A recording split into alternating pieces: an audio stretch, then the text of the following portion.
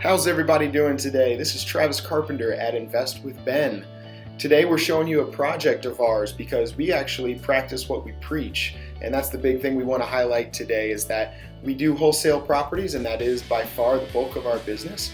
But we do flip houses ourselves. We do have a rental portfolio. We do owner financing. We do list properties on the market as is to owner occupants. So we have a lot of different things that our company is doing at any one given time. So while wholesaling is the bulk of our business, and we may be giving some recommendations and some opinions on things like ARV and rent rate and what you can do with the property, I just want to show you guys that we do practice what we preach and that we do have experience in this area. This property here is down in Edinburgh, Indiana, and it's one that we renovated to become a rental property.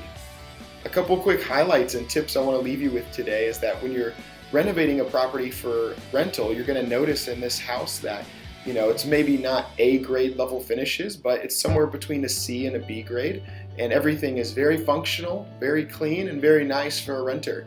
But you're really focused on things that are going to be durable, that are going to last long, and you don't want to overspend in a rental. There's no reason to be doing extremely high-end floors all throughout the property in a place like this. And you really need to let the comps dictate what you do, is my second piece of advice. Whenever I was picking the finishes and I was deciding what direction to go with this property, I really based it off of what other rental comps looked like in Edinburgh, Indiana, rather than it's easy to get caught up in going after whatever my own personal taste is or whatever my own desires are.